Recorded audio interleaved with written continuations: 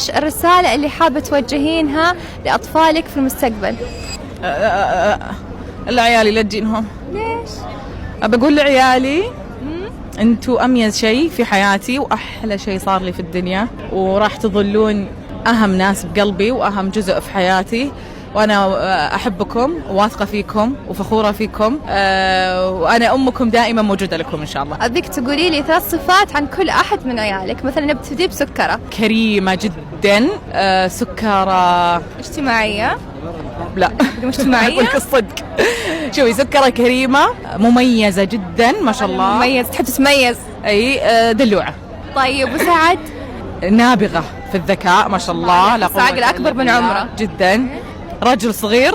رجل صغير. سعد القلب الطيب. طيب وسليمان؟